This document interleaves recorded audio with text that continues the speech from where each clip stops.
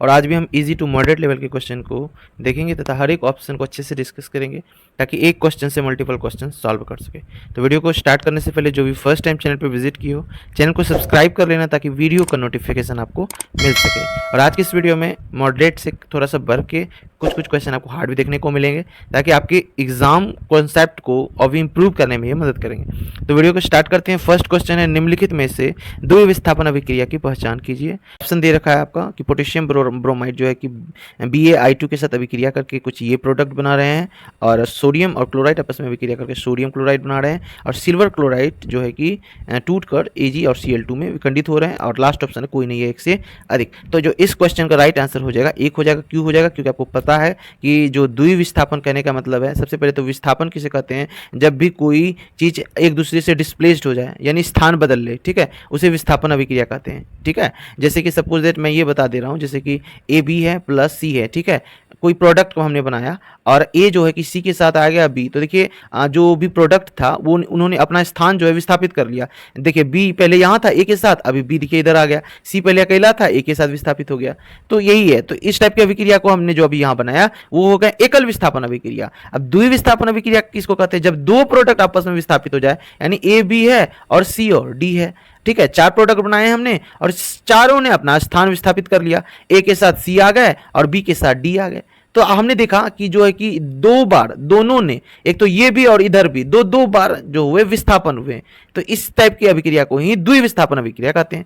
तो ये जो ऑप्शन दे रखा है इसमें आपका राइट आंसर हो जाएगा एक, क्योंकि इसी में जो है आपका द्वितीय विस्थापन हो रहा है। देखिए पोटेशियम है और इन्होंने आयोडाइड के साथ अभिक्रिया कर पोटेशियम आयोडाइड बना लिया है, और जो BA के साथ आयोडाइड था उन्होंने यानी BA जो है ब्रोमाइड के साथ अभिक्रिया करके अलग से एक प्रोडक्ट बना लिया है। तो इसी में आपको डबल विस्थापन देखने को मिल रहा है। बाकी यहाँ पे तो क्या हो रहा है, यहाँ पे कॉम्बिनेशन रिएक्शन, संयोजन अभिक्रिया हो रहा है। दो प्रोडक्ट है और आपस में अभिक्रिया करके एक न्यू प्रोडक्ट बना रहे हैं, तो इस तरह की अभिक्रिया को कॉम्बिनेशन यानी संयोजन अभिक्रिया कह रहे हैं। और ये हुआ आपका विस्थापन अभिक्रिया या विखंडन अभिक्रिया, यानी कोई प्रोडक्ट है AB टूट के A और B अलग हो जा रहे। ठीक है, तो चलते हैं अगले प्रश्न की ओर। अगला प्रश्न है कि इनमें से कौन सा जीव परजीवी पोषक, यानी यहाँ पे गलत लिखा हुआ था, मिसप्रिंट हो गया है, कि पोषण युक्ति को दर्शाता है। ठीक है, तो क्वेश्चन है इनमें से कौन सा जीव परजीवी पोषण युक्ति को दर्शाता है?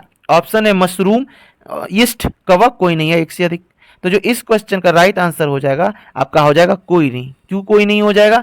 क्योंकि ये सभी जितने भी उदाहरण आप देख रहे हैं, मशरूम हो गए, ईस्ट हो गए, कवक हो गए, तीनों ही जो आपके हैं मृत्यजीवी के उदाहरण है। ये सभी क्या है? मृत्यजीवी, परजीवी नहीं बल्कि मृत्यजीवी हैं। ठीक है, अब परजीवी के फिर तब कौन से उदाहरण हो जाएंगे? जैसे मच्छर जो दूसरे पर निर्भर रहते हैं, ठीक है, दूसरे पर निर्भर रहते हैं, जैसे मच्छर हो गए, ठीक है, ये डायरेक्टली आप देखिएगा डायरेक्टली इनडायरेक्टली मनुष्यों पर निर्भर रहते हैं। फीताकृमि हो गए, ये भी मनुष्यों पर निर्भर रहते हैं। तो इस तरह के जीव को हम अगर रहता ऑप्शन में तो हम लगा सकते थे, ठीक, क्योंकि ये सभी जो है मच्छर, फीताकृमि वगैरह हो गए, ये सभी है परजीवी, और जो मशरूम, ईस्ट और कवक हो गए ये सभी हो गए मृत्यजीवी। इसीलिए इस क्वेश्चन का राइट आंसर हो जाएगा कोई नहीं। ठीक है, चलते हैं अगले प्रश्न की ओर। अगला प्रश्न है कि एक निकट दृष्टि दोष से पीड़ित व्यक्ति 80 सेंटीमीटर दूर तक ही स्पष्ट रूप से देख सकता है। इस दोष को दूर करने के लिए आवश्यक लेंस की क्षमता क्या होगी? ऑप्शन है +1.25, -1.25, +2.25, कोई नहीं है एक से अधिक। तो ये एक छोटा सा सिंपल सा नॉमेरिकल है जो कि NTPC के एग्जाम हो, चाहे TRE के एग्जाम हो, और जितने भी कॉम्पिटिटिव एग्जाम है, अगर न्यूमेरिकल आ रहा है तो ये बेसिक सा न्यूमेरिकल है, ये आसानी से आपसे बन जाएंगे। मैं बताऊंगा फिर कैसे आसान बने। तो इस क्वेश्चन का पहले मैं राइट आंसर बताने से पहले बता ही दूं कि जो कोई भी अगर आपको क्षमता निकालनी है लेंस की क्षमता, तो होती है 1/f। ठीक है, अगर ऊपर मीटर में है, कोई भी अगर क्वेश्चन में अगर दे रखा हो दूरी, अगर कोई भी दूरी अगर मीटर में दे रखा हो तो उसका नॉर्मल फॉर्मूला से बनाना है 1/f। ठीक है, जो भी फोकस दूरी है। ठीक, अगर फोकस दूरी सेंटीमीटर में दे रखा है, ठीक है, तो आप सेंटीमीटर में बदलने के लिए आप क्या करो, ऊपर 100 दे दिया करना। ठीक है, अगर सेंटीमीटर, जैसे यहाँ पे सेंटीमीटर में दे रखा है ना, तो आप ऊपर 100 पहले ही लगा दो और नीचे तब फोकस दूरी जितनी है वो लगा। तो क्वेश्चन में फोकस दूरी कितनी दे रखी है? 80 दे रखी है, तो ऊपर 80 और नीचे जो ऊपर 100 और नीचे 80। तो अब मैंने ये भी बता दिया ना 100 हमने क्यों लगाया, और फॉर्मूला ये कहां से आया, तो 1/f। तो ये जो ये दे रखी है ये फोकस दूरी दे रखी है। ठीक है, तभी आप जो है कि लेंस की क्षमता निकाल सकते हो। तो इस प्रकार अगर आप कट करोगे और आप इसको डिवाइड वगैरह करोगे तो आपको 1.25 आंसर हो जाते हैं, ठीक है, 1.25 आंसर आ जाएंगे। और 1.25 आंसर आने के बाद आप यहाँ पे कंफ्यूज हो जाओगे कि यहाँ भी 1.25 है, यहाँ भी 1.25 है, तो कौन सा राइट आंसर हो जाएगा। तो आपको ये भी समझना होगा जो निकट दृष्टि दोष है या दूर दृष्टि दोष आ रहा है तो उसमें कौन सा लेंस लगता है, ठीक है, और कौन से लेंस के लिए कौन सा साइन यूज किया जाता है। जैसे आपको पता होगा कि अवतल लेंस, आप ही लोग जो चश्मा बनवाने जाते हो अपना कैसे बोलते हो, मेरा पावर माइनस में है या प्लस में, तो अपनी दृष्टि दोष के अनुसार ना आप उसमें कौन सा लेंस लगेगा। तो निकट दृष्टि दोष जिसको होता है तो उसके लिए अवतल लेंस लगता है और अवतल लेंस का साइन होता है माइनस। समझ गए, तो ये हमने निकाल लिया पावर, और पावर के साथ कौन सा साइन लगेगा, माइनस लगेगा, क्योंकि निकट दृष्टि, आपको ये भी जानना होगा कि निकट दृष्टि दोष के लिए अवतल लेंस का यूज किया जाता है इसको दूर करने के लिए, इसके उपचार के लिए, और दूर दृष्टि के लिए उत्तल लेंस का किया जाता है। तो अगर दूर दृष्टि दिया हुआ रहता तो आपका राइट आंसर हो जाता +1.25, बट यहाँ पे जो है आपका कि अवतल लगेगा, इसमें निकट दृष्टि दोष है तो यहाँ पे आपका हो जाएगा आपका -1.25 राइट आंसर, ठीक है। तो आप समझ गए कि निकट दृष्टि दोष में लगते हैं अवतल लेंस, अवतल लेंस का साइन होता है माइनस, और इसी वजह से सबसे पहले हमको ये ध्यान दिया कि हमें माइनस साइन लगेगी, और पावर निकालने का जो फॉर्मूला हमने बताया 1/f से निकलेगा। अगर सेंटीमीटर में फोकस दूरी दे रखे तो पहले ही आप बदलने के लिए आप ऊपर ही 100 कर दो, अगर मीटर में दूरी दे रखे फोकस दूरी तो आप ऊपर सिर्फ 1 लगा के नीचे f जितना भी दे रखा है उससे डिवाइड कर दोगे, तो इस प्रकार आपका राइट आंसर निकल जाएगा, ठीक है। निकट दृष्टि दोष में क्या होता है, आपको निकट की ही चीजें दिखती है बल्कि दूर की चीजें नहीं दिखती है। और दूर दृष्टि दोष में क्या होता है, दूर की ही चीजें आपको दिखाई देगी और नजदीक की नहीं दिखाई देगी, ठीक है। तो चलते हैं अगले प्रश्न की ओर। अगला प्रश्न है कि जब रक्त में ऑक्सीजन की सांद्रता में कमी आती है तो स्वास्थ्य की गति, ठीक है, तो स्वास्थ्य की गति नहीं, यहाँ पे थोड़ा सा स्पेल हो गया है, यहाँ पे आपका हो जाएगा श्वास, जो आपका श्वास है यानी आपका रेस्पायरेशन जो है, रेस्पायरेशन रेट जो है वो यानी गति, जो सांस लेते हो आप इनहेल एक्सहेल, तो उसकी गति पर क्या प्रभाव पड़ेगा, क्या वो बढ़ जाएगी या कम हो जाती है या अपरिवर्तित रहती है, कोई नहीं है एक से अधिक। तो देखिए ध्यान दीजिएगा कि जब और रक्त में जो ऑक्सीजन की सांद्रता में कमी आ रही है, ठीक है, कमी आ रही है, तो सब ऑब्वियस सी बात है अगर हमारे शरीर में ऑक्सीजन की कमी होगी तो आप खुद गैस करके देखो, आप एज अ स्टूडेंट नहीं, आप अपने प्रैक्टिकल लाइफ से जोड़ के देखो, अगर आपके अंदर ऑक्सीजन की कमी होगी तो आप क्या करोगे, जोर जोर से सांस लेने लगोगे ना, तो जोर से सांस लोगे तो श्वसन दर क्या हो जाएगी, यानी श्वसन की गति क्या हो जाएगी, तो बढ़ जाएगी, ठीक है। अपने में प्रैक्टिक कुछ क्वेश्चन जो होते हैं अगर आप नहीं भी जान रहे हो आप अपने प्रैक्टिकल करके देखो खुद में कि क्या होगा, तो ये आपका राइट आंसर हो जाएगा, बढ़ जाएगी, ठीक है। तो चलते हैं अगले प्रश्न की ओर। अगला प्रश्न है कि इनमें कौन कैंसर के उपचार में प्रयोग आता है। ऑप्शन है कोबाल्ट 60, कीमोथेरेपी, इंसुलिन, कोई नहीं है एक से अधिक। तो इस क्वेश्चन का राइट आंसर हो जाएगा आपका कोबाल्ट 60 भी, कीमोथेरेपी भी, तो एक से अधिक हो जाएगा आपका राइट आंसर, क्योंकि कोबाल्ट 60 का भी प्रयोग किया जाता है कैंसर के उपचार में और कीमोथेरेपी भी चलाई जाती है कैंसर में। तो कैंसर जो होते हैं वो कैंसर होने वाले जीन को कहते हैं अंकोजीन, ये आप लिख लो, ठीक है, अंकोजीन कहते हैं, और कैंसर के अध्ययन को कहते हैं अंकोलॉजी, ठीक है, ये दो बातें आप ध्यान देना। और कैंसर की जांच की बात करी जाए तो कैंसर की जांच होती इलीजा, ठीक है। चलते हैं अब अगले प्रश्न की ओर। अगला प्रश्न है आपका निम्नलिखित में से कौन बायोडीजल की फसल है। अब देखिए ऑप्शन दे रखा है जेट्रोफा, कपास, गन्ना, कोई नहीं है एक से अधिक। अब आपको बताना है कि बायोडीजल कौन सी फसल से प्राप्त होती है, तो इस क्वेश्चन का जो राइट आंसर हो जाएगा जेट्रोफा, क्योंकि आप ऐसे भी एलिमिनेट करके बना सकते हो कि कपास तो होगा ही नहीं, गन्ना तो होगा नहीं, गन्ना से ये कपास और गन्ना से तो होगा नहीं, तो होगा क्या, तो जेट्रोफा हो जाएगा। तो इस प्रकार भी आप अपना एलिमिनेट करके राइट आंसर बता सकते हो। चलते हैं अगले प्रश्न की ओर। अगला प्रश्न है फिर फसल से ही रिलेटेड कि किस खेत से मीथेन गैस का उत्पादन होता है। ऑप्शन है धान की खेत, गेहूं की खेत, गन्ने की खेत, कोई नहीं है एक से अधिक। तो इस क्वेश्चन का राइट आंसर हो जाएगा आपका धान की खेत, ठीक है। जो मीथेन होते हैं इसको CH4 से दर्शाया जाता है और मीथेन की गैस धान की खेत से ही मिलते हैं। पहले जब वैज्ञानिकों ने अध्ययन करना शुरू किया था तो वो बस ये जानते थे कि मीथेन जो प्राकृतिक से ही मिलेंगे हमें, प्राकृतिक गैस है, ठीक है, जो कि धान के खेतों से ही केवल प्राप्त होंगे। बाद में फिर तब धीरे धीरे वैज्ञानिक ग्रोथ हुए और इस प्रकार सबसे पहले जो आर्टिफिशियल बनाया, यूरिया बनाया, इस प्रकार धीरे धीरे विकसित हुआ। तो ये बात ध्यान दीजिएगा कि तो धान की जो खेत होती है उससे मीथेन गैस निकलती है, ठीक है। और जो गोबर गैस होते हैं उससे भी मीथेन निकलते हैं, ये बात ध्यान दीजिएगा, जो गोबर गैस होते हैं उससे भी मीथेन निकलते हैं। चलते अगले प्रश्न की ओर। अगला प्रश्न है कि प्रकाश संश्लेषण की क्रिया के दौरान किस गैस का अवशोषण होता है। ऑप्शन है CO2, N2, O2, कोई नहीं है एक से अधिक। तो इस क्वेश्चन का आपका राइट आंसर हो जाएगा CO2। क्यों बोला हमने? क्योंकि प्रकाश संश्लेषण की क्रिया के दौरान, प्रकाश संश्लेषण आप जान रहे होंगे, प्रकाश संश्लेषण की अभिक्रिया आपने अगर नहीं जानते तो मैं यहाँ प्रकाश संश्लेषण की अभिक्रिया लिख देता हूं। जो प्रकाश संश्लेषण होते हैं उसमें आपका क्या, CO2 को लेते हैं और क्या देते हैं इधर, O2 प्लस एनर्जी। ठीक है, मैंने शॉर्ट लिखा, ठीक है, हर चीज ने जो इंपॉर्टेंट है मैंने वो लिख दिया। तो CO2 क्या करते हैं, लेते हैं और ऑक्सीजन बाहर निकालते हैं प्रकाश संश्लेषण के दौरान। नॉर्मली अगर प्लांट रेस्पायरेशन करे तो O2 भी लेते हैं वो, ठीक है, लेकिन फोटोसिंथेसिस करने लगे तो उस टाइम उसे CO2 की नीड होती ही होती है। तो CO2 को अवशोषित करते हैं और तब O2 को क्या करते हैं, उत्सर्जित करते हैं, यानी बाहर निकालते हैं, और इस प्रकार हमें जो कि पौधों से ऑक्सीजन प्राप्त होता है। ठीक है, तो इसीलिए बोला गया था कि राइट आंसर ऑप्शन CO2, क्योंकि गैस का अवशोषण कर रहा है तो CO2 का अवशोषण करता है। ठीक है, ऑक्सीजन और N2 तो बाहर ही निकाल देते हैं। ठीक है, चलते हैं अगले प्रश्न की ओर। अगला प्रश्न है कि ऑडियो और वीडियो टेप पर किस रासायनिक पदार्थ का लेप रहता है। ठीक है, जो ऑडियो होते हैं और वीडियो टेप तो इसमें किस प्रकार का रासायनिक लेप रहता है? ऑप्शन है लौह ऑक्साइड का, मैग्नीशियम ऑक्साइड का, एल्युमिनियम ऑक्साइड का, कोई नहीं है एक से अधिक। तो इस क्वेश्चन का जो हो जाएगा राइट आंसर हो जाएगा लौह ऑक्साइड। तो जो ऑडियो और वीडियो टेप होते हैं उस पे ना लौह ऑक्साइड यानी FeO फेरस ऑक्साइड का लेप चढ़ा हुआ होता है। चलते अब अगले प्रश्न की ओर। अगला प्रश्न है कि निम्नलिखित में से किसे एरिथ्रोसाइट कहते हैं। ठीक है, ऑप्शन दे रखा है RBC, WBC, प्लेटलेट्स, कोई नहीं है एक से अधिक। तो जो इस क्वेश्चन का राइट आंसर हो जाएगा आपका RBC यानी रेड ब्लड सेल यानी लाल रक्त कोशिका, WBC यानी व्हाइट ब्लड सेल श्वेत रक्त कोशिका। ठीक है, और प्लेटलेट्स का प्लेटलेट्स ही। तो जो एरिथ्रोसाइट है, जितने भी जैसे लाल रक्त कोशिका हुए, WBC हुए, प्लेटलेट्स, इसके कुछ वैज्ञानिक नाम है। तो लाल रक्त कोशिका के वैज्ञानिक नाम होते हैं जो एरिथ्रोसाइट, उसी प्रकार WBC का वैज्ञानिक नाम होते हैं ल्यूकोसाइट। और याद होगा आपको कि जब ब्लड कैंसर की बात करी जाती है तो बोला जाता है उसको ल्यूकेमिया, ल्यूकोसाइट।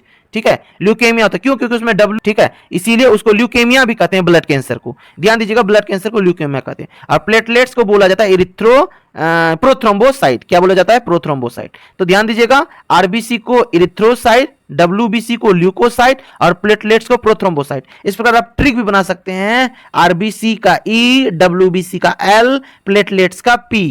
ठीक है, प्रोथ्रोम्बोसाइट्स। प्लेटलेट्स का क्या काम होता है? कहीं पे अगर हमारे बॉडी में किसी भी पार्ट में कट फट जाए तो जो ब्लीडिंग कंटिन्यू होते रहेगी, तो इस प्रकार ब्लड सारा तो शरीर का निकल जाएगा। तो ब्लड सारा ना निकले, जहां पे कट जाता है वहां पे जो होते हैं रक्त का थक्का बना देते हैं ये प्लेटलेट्स फाइबर जो होते हैं इस प्रकार क्या करते हैं, इस प्रकार थक्का बना देते हैं ताकि जो ब्लड्स हैं वो बाहर ना निकल सके। ठीक है, WBC का क्या काम होता है? ये जो हमारे अंदर एंटीजेन का विकसित करते हैं, जो बाहर से जो होते हैं कोई भी बीमारी वगैरह हमारे को अटैक ना करे उसके लिए प्रोटेक्ट करते हैं। इसीलिए इसको रक्षी कोशिका भी कहते हैं WBC को। ठीक है, हमारे शरीर का ऑक्सीजन के एक अणु का द्रव्यमान है। ऑप्शन है 32 ग्राम, 16 ग्राम, 48 ग्राम, कोई नहीं है एक से अधिक। तो इस क्वेश्चन का राइट आंसर हो जाएगा 32 ग्राम। क्यों? क्योंकि ऑक्सीजन के जो अणु होते हैं, ऑक्सीजन के अणु में 2 परमाणु होते हैं। ठीक है, ये ऑक्सीजन के अणु है। तो चूंकि एक ऑक्सीजन का द्रव्यमान होता है 16 ग्राम, तो ऑक्सीजन के 2 अणु हैं। ठीक है, तो ऑक्सीजन गुना ऑक्सीजन यानी 16 गुना 16 करा जाए तो 16 दुना 32 होता है। इसी वजह से ऑक्सीजन के एक अणु बोला जाए। ठीक है, ऑक्सीजन के एक अणु में 2 परमाणु है। ठीक है, तो 2 परमाणु है तो इस वजह से क्या हो जाएंगे, 32 राइट आंसर हो जाएगा। चलते हैं अगले प्रश्न की ओर। अगला प्रश्न है कि मानव कान में कौन सा हड्डी पाया जाता है। ऑप्शन है मेलियस, इनकस, स्टेपस, इनमें से कोई नहीं या एक से अधिक। तो इस क्वेश्चन का जो राइट आंसर हो जाएगा वो एक से अधिक हो जाएगा, क्योंकि जो कान होती है उसमें 6 हड्डियां पाई जाती है, 2 मेलियस, 2 इनकस और 2 स्टेपस। ठीक है, तो चलते हैं अगले प्रश्न की ओर। अगला प्रश्न है कि चुंबक क्षेत्रीय रेखाएं होती है। ऑप्शन दे रखा है नॉर्थ से साउथ की ओर, साउथ से नॉर्थ की ओर, बीचों बीच, कोई नहीं है एक से अधिक। तो पहले प्रश्न को समझिए। चुंबक क्षेत्र रेखाओं की बात करी जा रही है। हर जैसे मैग्नेटिक फील्ड देखे होंगे आप, उसी प्रकार चुंबक जो होते हैं उसमें आपको पता ही होगा कि 2 पोल होते हैं, एक नॉर्थ होते हैं और एक साउथ पोल होते हैं। ठीक है, नॉर्थ और साउथ, इस तरफ पढ़ते हैं नॉर्थ और इस तरफ हम लिख देते हैं साउथ। तो हमेशा जो डायरेक्शन होगा, चाहे हम जैसा भी बनाए, यहाँ दोनों चुंबक बना लिए, नॉर्थ से साउथ की तरफ होता है चुंबक क्षेत्र। ठीक है, बाहर में नॉर्थ से साउथ की तरफ, जैसे है ना नॉर्थ के साउथ की तरफ, इस प्रकार रहेंगे नॉर्थ से साउथ की तरफ। ठीक, और अंदर की अगर बात करी जाए तो अंदर में होते हैं अंदर में होते हैं साउथ टू नॉर्थ। चुंबक के अंदर की बात करी जाए तो साउथ टू नॉर्थ होते हैं। ठीक है, तो यहाँ पे ऑप्शन कुछ ऐसा दे रखा है, तो इसके अनुसार लग रहा है कि बाहर का ही पूछा जा रहा है। तो चुंबक क्षेत्र रेखाएं हैं, तो इसके अकॉर्डिंग सिर्फ एक ही इसका राइट आंसर है, नॉर्थ से साउथ की तरफ। क्योंकि अगर ऐसा होता तो लिखा हुआ रहता बीच में, अगर नॉर्मली नहीं लिखा है तो ये राइट आंसर आपका सिर्फ हो जाएगा नॉर्थ से साउथ की ओर। चलते हैं अगले प्रश्न की ओर। अगला प्रश्न है, निम्न में से कौन सा कोलाइडल तंत्र है? ऑप्शन दे रखा है रक्त, धुआं, दूध, कोई नहीं है एक से अधिक। तो इस क्वेश्चन का राइट आंसर हो जाएगा एक से अधिक। क्यों एक से अधिक होगा? क्योंकि जो रक्त है, धुआं है, वो दूध, तीनों ही कोलाइडल तंत्र है। अब समझते हैं क्या है कोलाइडल तंत्र। तो समझिएगा ध्यान से बात को कि कोलाइडल तंत्र एक रासायनिक मिश्रण है जिसमें एक पदार्थ, ठीक है, कोई एक पदार्थ है, वो दूसरे पदार्थ में फैला हुआ रहता है। ठीक है, यानी जितने भी यहाँ पे दिख रहे हैं सब में एक पदार्थ में दूसरे पदार्थ फैला हुआ है। ठीक है, चाहे किसी में द्रव में गैस मिले हुए रहेंगे, फैले हुए रहेंगे, चाहे कोई गैस में द्रव फैले हुए रहेंगे, चाहे गैस में ठोस फैले हुए रहेंगे या द्रव में ठोस फैले हुए रहेंगे। तो इस प्रकार एक पदार्थ दूसरे पदार्थ में फैले हुए रहते हैं, तो ऐसे को ही पदार्थ को ही कोलाइडल तंत्र कहते हैं। ठीक है, कोलाइडल में जो फैले कण होते हैं, ठीक है, क्योंकि एक पदार्थ दूसरे पदार्थ में फैले होते हैं, ये हमने बनाया कोलाइडल। इसमें कोलाइडल में जो इसमें जो कण होते हैं, ये दो पदार्थ है, ये एक पदार्थ और ये दूसरा पदार्थ, डॉट डॉट। तो दोनों पदार्थ जो होते हैं अच्छी तरह से घुले हुए नहीं रहते हैं। घुलने की बजाय जो दूसरा पदार्थ होता है, जो कण होते हैं कोलाइडल के, वो निलंबित हो जाते हैं। ठीक है, एक जगह आप ध्यान से छोड़ दीजिएगा तो वो जमा हो जाएगा। जैसे दूध को ही अगर अपने हम लोग हथेली में रखते हैं और दूध को हाथ में गिरा दीजिए, तो जो दूध में जो मक्खन के कण होते हैं, देखिएगा हाथ में वो चिपक चिपक से जाते हैं। तो इस प्रकार पता चलते हैं कि कोलाइडल के कण जो होते हैं वो निलंबित रहते हैं और वो क्या हो जाते हैं, निलंबित हो जाते हैं। और एक बात, जो कोलाइडल कण होंगे, जो कोलाइडल तंत्र होंगे, इसमें आपको टिंडल प्रभाव को देखने को मिलेगा। टिंडल प्रभाव क्या है? जब प्रकाश की कण, जो कोलाइडल के जो कण होते हैं ना, उसमें टकराने के बाद विक्षेपित हो जाता है और इस प्रकार जो प्रकाश के मार्ग है ना, वो दिखने लगते हैं। जैसे ये देखिए, हमने प्रकाश का मार्ग बनाया, ये प्रकाश यहां से निकली है और इस प्रकार फैली और ये इधर जा रही है, सीधा जा रही है। तो ये हमें कब दिखेगा, किस कंडीशन में? तो कोलाइडल में दिखेगा, ये कोलाइडल तंत्र में। ठीक है, आज इसे ही टिंडल प्रभाव कहते हैं। जैसे कि दूध में आप लाइट जला के देखिए, एक गंदी पानी है उसमें लाइट जला के देखिए, तो आपको इस प्रकार मार्ग दिखेगा। वही नॉर्मल वाटर में अगर आप जलाइएगा लाइट, तो आपको नहीं दिखेगा कि प्रकाश किधर, ऐसे उसका जो मार्ग है वो नहीं दिखेगा। ठीक है, तो चलते हैं अब अगले प्रश्न की ओर। अगला प्रश्न है कि किस समूह के सदस्य को आमतौर पर स्पंज कहा जाता है? ऑप्शन है पोरीफेरा, टीनोफोरा, अर्थोपोडा, कोई नहीं है एक से अधिक। तो इस क्वेश्चन का जो राइट आंसर हो जाएगा वो हो जाएगा पोरीफेरा। ठीक है, हम लोगों को जो है कि क्लास ये 11th में अगर आप जब पढ़ेंगे क्लासिफिकेशन, तो उसमें आप बहुत सारे जो है कि संघ के बारे में पढ़ेंगे, जैसे पोरीफेरा, अर्थोपोडा, टीनोफोरा, सिलेंट्रटा, मुलेस्का, इस सब संघ के बारे में पढ़ेंगे। तो ये जो समूह है, जितने भी ग्रुप हमने बनाए, उसमें जो ऐसे ये जो पोरीफेरा है उसे स्पंज इसलिए कहते हैं क्योंकि वो स्पंज टाइप के दिखते हैं। ठीक है, वो उसमें बहुत सारे पोर होते हैं, बहुत सारे पोर होते हैं, छोटे छोटे पोर से ही जो भी भोजन के कण वगैरह अंदर जाते हैं और ऊपर एक बड़ा सा छेद होता है जिसे कि ऑस्कुलम कहते हैं, और जो भी खाते हैं वेस्ट प्रोडक्ट उत्सर्जन होना होता है तो इसी ऑस्कुलम के द्वारा बाहर निकलते हैं और वो थोड़ा सॉफ्ट होते हैं, इसी वजह से इसको पोरीफेरा कहते हैं। ठीक है, और जो अर्थोपोडा है, सबसे बड़ा संघ अगर पूछा जाए एग्जाम में कि सबसे बड़ा संघ कौन सा है, तो अर्थोपोडा का टिक मारना, सबसे बड़ा संघ कहे तो। ठीक है, चलते हैं अगले प्रश्न की ओर। अगला प्रश्न है आपका कि प्रक्षेप गति के दौरान कौन सी राशि संरक्षित रहती है? ऑप्शन है स्थितिज ऊर्जा, गतिज ऊर्जा, यांत्रिक ऊर्जा, कोई नहीं है एक से अधिक। तो इस क्वेश्चन का जो राइट आंसर हो जाएगा वो आपका हो जाएगा स्थितिज ऊर्जा। ठीक है, क्यों हो जाएगा? क्योंकि प्रक्षेप के जो गति होते हैं उसके दौरान जो त्वरण होते हैं और वेग जो होते हैं, ठीक है, त्वरण होते हैं और जो वेग होते हैं, कि त्वरण वेग के क्षैतिज घटक का मान नियत रहता है और इसी वजह से जो होते हैं कि प्रक्षेप गति में जो होते हैं, जिसको प्रोजेक्टाइल मोशन कहते हैं, इस प्रकार फेंकते हैं, इस प्रकार गिरता है कोई वस्तु, तो ये हो गया आपका प्रोजेक्टाइल मोशन यानी प्रक्षेप गति। तो इसी प्रक्षेप गति के दौरान जो होती है ये स्थितिज ऊर्जा यानी ये राशि आपका संरक्षित रहता है। ठीक है, चलते हैं अगले प्रश्न की ओर। अगले प्रश्न में है कि क्यूपराइट का सूत्र है, आपको ये बताना है कि क्यूपराइट का फॉर्मूला क्या होता है। काफी सिंपल लेवल का क्वेश्चन है। Cu2s, CuFeS2, Cu2O, कोई नहीं है एक से अधिक। तो इस क्वेश्चन का जो राइट आंसर हो जाएगा Cu2O। अगर ऑप्शन में Cu2O है तो Cu2O को ही लगाना है, अदरवाइज कोई नहीं हो जाता। ठीक है, तो क्यूपराइट ऑक्साइड का सूत्र क्या हो जाएगा? Cu2s। इसे कहते हैं कॉपर फेरस सल्फेट, इसे क्यूफरस ऑक्साइड। ठीक है, और ये सिर्फ जो होते हैं कॉपर सल्फेट, इसी को क्यूपराइड भी कहते हैं। चलते हैं अब अगले प्रश्न की ओर। अगला प्रश्न है कि हरित लवक में राइबोसोम पाया जाता है। ठीक है, जो कोशिका होती है, ठीक है, उसमें कुछ कोशिकांग होते हैं, जो पादप कोशिका होती है, जो पादप कोशिका होती है उसमें हरित लवक पाए जाते हैं, आपको पता भी होगा। इसी वजह से पत्ते हरे भी दिखते हैं, इसी वजह से प्रकाश जो फोटोसिंथेसिस कर पाता है, प्रकाश संश्लेषण किसकी वजह से कर पाता है, इसी हरित लवक की वजह से। क्योंकि हरित लवक जो होते हैं इसमें ऐसे वर्णक पाए जाते हैं जो प्रकाश को क्या करते हैं, अवशोषित करके ऊर्जा को स्टोर रखने में ये मदद करते हैं, और इसी वजह से फोटोसिंथेसिस हो पाता है। ठीक है, तो हरित लवक में ये बात ध्यान दीजिएगा कि इसका खुद का राइबोसोम और डीएनए होता है। जिस प्रकार माइटोकॉन्ड्रिया में भी खुद का राइबोसोम और डीएनए होता है, उसी प्रकार हरित लवक में भी होता है। तो ये बात भी क्वेश्चन बन जाती है कि किसमें किसमें खुद का राइबोसोम और डीएनए पाया जाता है, तो हरित लवक और माइटोकॉन्ड्रिया हो जाएगा। अब कौन सा पाया जाता है, जो माइटोकॉन्ड्रिया में भी पाया जाता है वो हरित लवक में भी पाया जाता है। तो इससे दो क्वेश्चन बन जाएंगे। तो राइट आंसर हो जाएगा 70S। हरित लवक में 70S राइबोसोम पाए जाते हैं। दो तरह के राइबोसोम होते हैं, एक 70S राइबोसोम और एक 80S राइबोसोम होते हैं। नॉर्मली कोशिका में जो द्रव भरे हुए रहते हैं, अगर उसकी बात करी जाए तो उसमें बोलना है, चाहे प्लांट सेल हो, चाहे यानी पादप कोशिका हो, चाहे जंतु कोशिका हो, दोनों के कोशिका द्रव में अगर बात करी जाए तो बोलिएगा कि 80S प्रकार के राइबोसोम होते हैं। और अगर माइटोकॉन्ड्रिया और हरित लवक की बात करी जाए तो उसमें 70S होते हैं। हाँ, प्रोकैरियोटिक कोशिका की भी बात करी जाए तो उसमें 70S राइबोसोम होते हैं। ठीक है, तो समझ गए 80S राइबोसोम कहां पाए जाते हैं, और जो 50S है ये सब यूनिट दिया हुआ, इसका कोई सेंस नहीं बनता है। ठीक है, तो समझ गए 70S राइबोसोम पाया जाता है। चलते हैं अगले प्रश्न की ओर। अगला प्रश्न है कि दूध निकालने के लिए स्तन ग्रंथि में संकुचन पैदा करने वाला हार्मोन है। ठीक है, ऑक्सीटोसिन, एस्ट्रोजन, FSH, कोई नहीं है एक से अधिक। तो इस क्वेश्चन का राइट आंसर हो जाएगा आपका ऑक्सीटोसिन।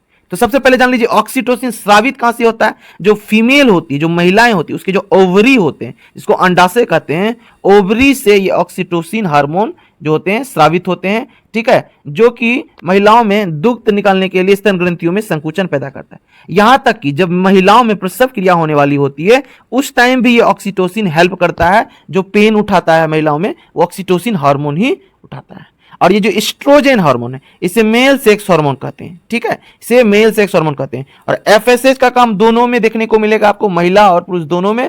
तो FSH महिलाओं में क्या करते हैं, जो ओवरी के अंदर ग्राफियन फॉलिकल बनते हैं जिसमें ओवा रहते हैं, ठीक है, जो अंडाणु रहते हैं, वो किसकी वजह से ग्रो कर पाते हैं, ग्राफियन फॉलिकल जो बनते हैं वो FSH की वजह से ही बनते हैं। FSH हाई होते हैं तो उसी टाइम जो होते हैं 14 दिन के अंदर महिलाओं में ये ग्राफियन फॉलिकल बनते हैं। फिर 14वां दिन जो होते हैं, 14 दिन के बाद ये अंडाणु जो होते हैं और फैलोपियन ट्यूब्यूल्स में चले आते हैं, यानी ओविडक्ट में चले आते हैं, जहां पे स्पर्म आके फर्टिलाइज्ड करते हैं। चलते हैं अगले प्रश्न की ओर। तो ये था आज का आखिरी प्रश्न। अगर इसी तरह की वीडियो आपको अच्छी लगती है तो वीडियो को लाइक कर देना और अपने दोस्तों से वीडियो को शेयर करना, और जो भी चैनल पर नहीं हो चैनल को सब्सक्राइब कर लेना ताकि वीडियो का नोटिफिकेशन आपको मिल सके।